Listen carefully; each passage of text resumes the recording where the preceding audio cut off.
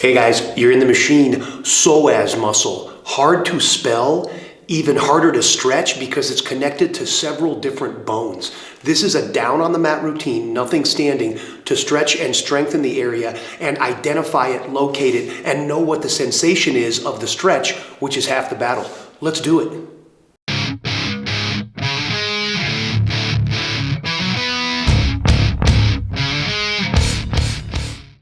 Okay, first things first, let's identify the muscle we're talking about. A lot of people that I try to help with this stretch have a hard time because they don't know exactly where it is or exactly what it does. Also called a hip flexor, it flexes to bring your leg up or your body down. It's like a thigh bringer upper or a torso puller downer. It actually originates in the lumbar vertebrae and then goes through the pelvis and inserts at the femur. So it's a long, sort of funny shaped muscle. Looks like this.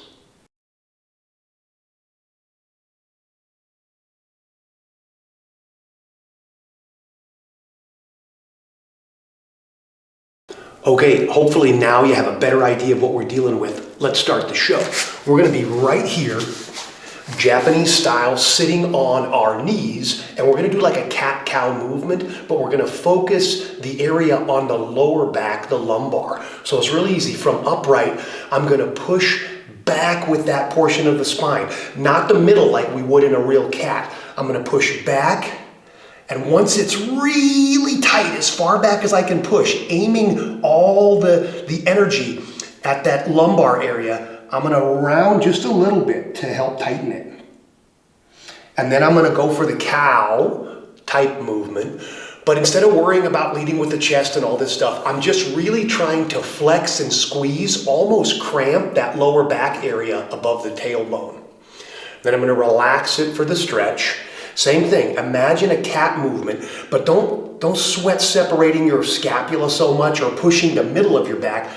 Push with the lower back, right behind your belly button. And then once it's tight, give a little forward pull with those fingers to add to the stretch. Let's do this just a few more times. So I'm calling it cats and cows, but it's not exactly how we would do cats and cows. From up here, I squeeze, almost feeling a cramp out of it. Relax, push back. Notice I'm not driving the shoulders, I'm pushing back. And when it's tight, a little fold. And then cow style. And then exhaling, pushing back with the low back. When it's tight, a little rounding. That's the origination point that we're looking for in these lumbar, and I think maybe one or two thoracic vertebrae. Just a few more of these. These are probably stretches you're familiar with. The ones in the front at the groin area seem to be the ones people have a hard time with. So from here, nice and easy, we're gonna step the left foot up, kickstand the right hand. Set it down on a block if you need to. If you can get the mat, fingertips. And then push the right hip forward and keep the chest upright. So if you're leaning onto this, it's gonna unhook the stretch. I want to imagine driving that spot forward and at an angle, like a 45 degree. Just a little push. Do whatever you want with the other hand. We're trying to engage this and isolate it. So let's back it off. And one more little push. So imagine that exact spot. It should feel really tight now. I'm driving it forward at an angle, like a 45, like 130 or something on a clock. Breathe into it. One more time. We're just kind of warming it up before we do some really big stretches. Push it. Again, you may not reach the mat. You can actually just float here as long as you're focused on driving the hip. Sometimes people need the grip on the mat to help push forward. And let's switch it out. Left knee down, right foot forward. Same thing. So I'm going forward and at an angle. Maybe I can reach the mat first and then push. This is not exactly Instagram-worthy stuff here. We're not doing the perfect form. We're trying to find the perfect stretch. So I might be ignoring a lot of other stuff that we would usually do right in like a yoga flow. Let's back it off. And drive it again. Remember, if you push too much into this hip or too much to the side, if you don't just get this perfect 45-degree angle, you're not going to feel the stretch in that psoas muscle. Let's back it off. And one more time, drive it forward. Again, you could rest your hand on a block, a book, a chair. Just float here is fine as long as you're able to drive. And let's set it down for a couple of cobras. We're going to twist ourselves sideways in the cobra. Again, not perfect form. We're going to plant our hands on the mat below our shoulders, push our feet back, and drop our hips. From here, regular king cobra, straight arms-ish. Again, usually we would have our shoulders back and lead with our chest. We're going to try that, but it's not as important to hit this stretch. You should start to feel it below your waistline in those psoas muscles, but we're going to intensify it by lifting the left knee up just a little bit and then turning down. It's such a slight movement, more a bend of this right elbow than anything else. So turning it down and then pushing with the left. So I want to drop the hip even lower and then push slightly up with the left, because remember, this muscle travels through our abdomen, and being able to back bend is going to be a big part of the stretch. So again, regular cobra, I take the left knee, just pull it up a little bit like I'm doing a Spider-Man crawl, drop the right elbow, and then turn a little bit down with the right hip and lift the chest. So without this internal rotation of the thigh, we don't get the same stretch when we're doing a regular cobra. Remember to breathe. It's going to be a really uncomfortable stretch because this muscle tends to be tight. So you might want to hold it for a few breaths and back off, and then reset it. And remember to breathe. Still just warming up. We'll do a more intense stretch to finish it off. Let's switch it out. So left leg's going to go straight. Right leg bends up just a little bit, like you're doing kind of an army crawl. Left arm will bend, dropping the left hip, and then it's just a little bit of a turn, like I pull slightly with the right arm and look up. You might have to sort of mess with the angle and turn your thigh a little bit in and out to find the stretch, and you're likely to find one tighter than the other. That just means you're normal. And breathe. We'll back off of it. Try it again. Low hips, little bend in the left arm, little pull on the mat as I kind of push with the right, and turn internal with that thigh bone. And breathe. Breathe. Let's back out and start a little bit deeper stretch. I'm going to start with the left so you can see it pretty well this time. Stepping it up to like this low runner's lunge. I'm going to push my right foot back and then drop the hips as low as they can go. Completely focused on this flexor. If I turn out at all, it can alleviate the stretch. So I want to keep my hips square and drop them straight down. If I can't get this low and I need props, cool. If I can go fingertips, cool. If I can start to get even lower, that's great, as long as the hips stay low. Drop, this is basically a modified lizard pose. Dropping the hips, or rather dropping the shoulders and the torso, should aid an additional drop of the hips. If I have to lift my hips to drop my arms down, that's not how I want to do this stretch. So from here, I'm really low. Push this hip down and then pull up. Again, shoulders should be back, but if they're jamming a little bit, we're entirely compromising form here to focus on that right psoas. So as low as it can be. Some people start out with a little bit of a brace on the other knee because it's so tight. That's fine. As long as you're aiming it down and keeping it low. Any sort of other movement you do needs to keep the hip low. So if you can keep it low and drop down, real lizard style, cool. If not, do what you can, but keep the engagement. We're going to plant the right hand and now do that same internal rotation, dropping that hip. So I'm not pulling away like a twist. I'm not doing much with the upper body. You can if you want, as long as you focus on that psoas muscle. So it's down, and now it's a little turn, internally rotating the thigh and pointing the hip toward the mat, all the while keeping the tension. So again, if I set the tension and then I back off to get a real cool twist, I've defeated the purpose. Driving with the right, little turn. It's almost like kind of like a crooked monkey or like a stretch for the other outside hip, but instead we're just barely turning down. That should start lighting up the psoas. Remember to breathe. We're gonna back out to square again, and we're gonna engage it a little bit. We are gonna pull the hip back, but don't drive with the front leg or push with the front hands. Pull to bring your hips away and focus all of your energy on that psoas muscle. And then release it and push again. This is a proprioceptive neuromuscular facilitation, PNF. I'm being paid by the syllable here. And it's a great way to make the muscle do some work in extension and improve the range. So again, not pushing with the leg, not using the arms, not doing anything, but pulling with the right to bring the hips back a little bit, feeling it all in that psoas, and then relaxing and dropping it again. You may find with a few of these reps that you end up a little bit lower in the pose. So let's do it one more time. Pulling that right butt cheek to the rear, using only that flexor, and then push down, and we'll switch it out. Left back, right forward, same thing. It's a kind of a runner's lunge, really like a high lizard pose. You're gonna find one side's tighter than the other, invariably. So, fingertips, blocks, chair, whatever you have, drop the hip, and then lift a little bit with the chest. That starts to add the stretch through the abdomen part.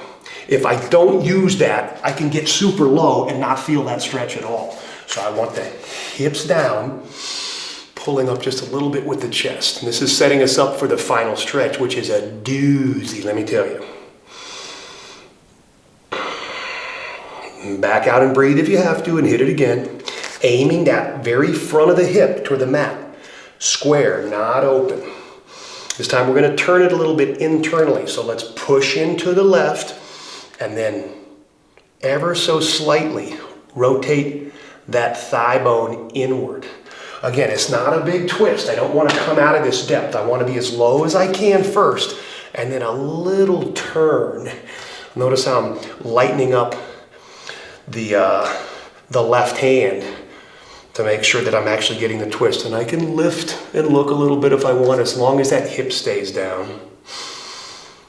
Remembering to breathe.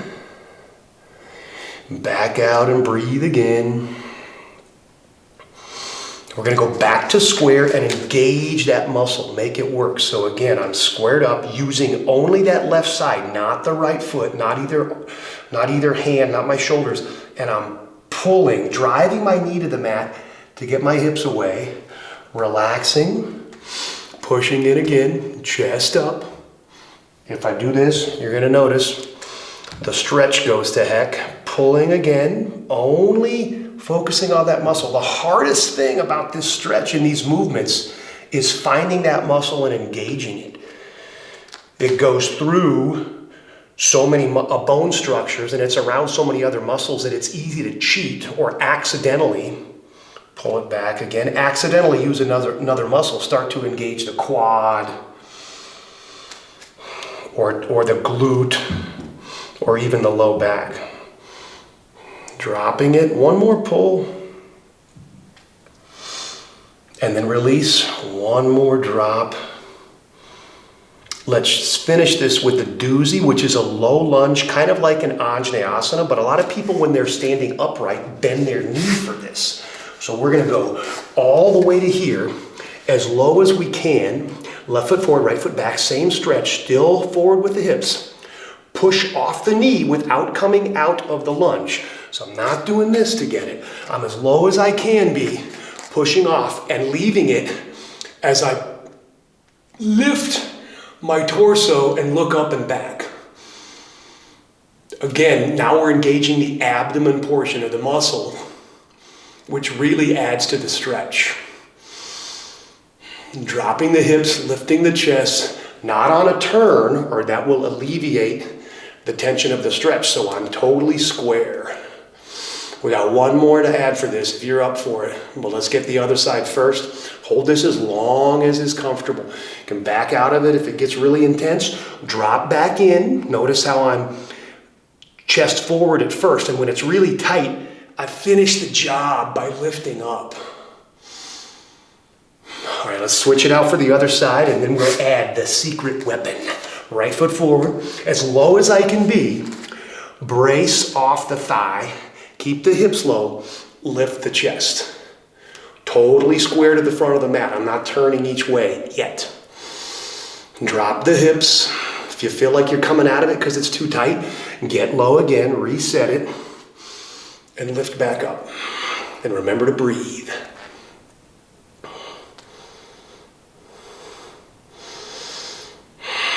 Focus your breath and your energy on that spot. You may almost have to pull back with the right to keep yourself square, because this tension is going to want to open, like you're in a warrior A wanting to go to a warrior B or something. The final stretch, which I save for last because it's really intense and I want to get the most bang for my buck, is the same movement, but I actually lift up and back to the left. So I'm low in the lunge, push back, keep it low. This arm, the right arm, the side I'm stretching, goes up and slightly back to the left at that 45 we were working earlier. So this arm up helps pull the chest, which of course is connected to the abdomen, and the whole thing just stretches like crazy in here.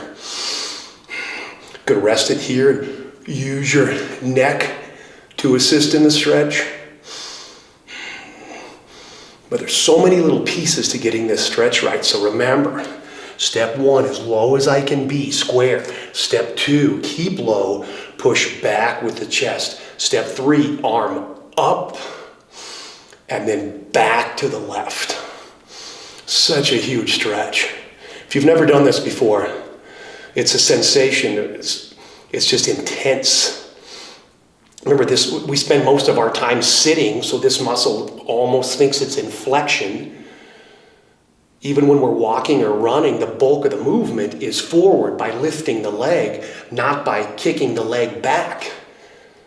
So everybody is tight here. In fact, most people doing the splits do most of it with their front hamstring, and the back psoas is tight, so they're kind of leaning forward all the time. Breathe into it, hold it as long as you want. That's all I got in me, so I'm going to switch to the other side. Right forward, drop the hips, brace, stay low and lift. Left arm is going to go up, opening the chest like a back bend, and a little bit back to the right, like you're kind of driving your body that direction, pulling back and pushing forward. And remembering to breathe.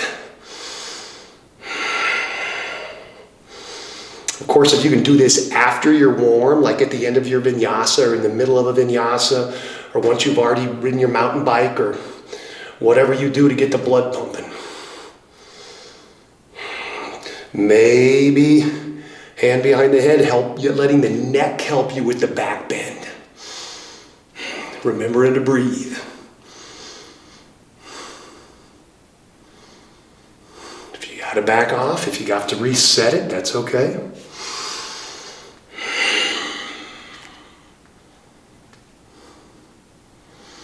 Now, after all that stretching, I like to relax it with a little bit of a counter movement. Anything will work, but I kind of like this modified child. So I let the muscle tighten back up again because it's fighting us right now. We're asking it to do something it doesn't usually do. And a really easy forward fold, head down, arms out. Just a few deep breaths. If you don't work this a lot, you're going to remember it as the psoas muscle, because you're going to be sore as heck tomorrow. Hope it worked. Don't forget to like and subscribe and stay tuned to the machine. It's all good stuff. But the whole point of the machine is to relieve you of that suffering.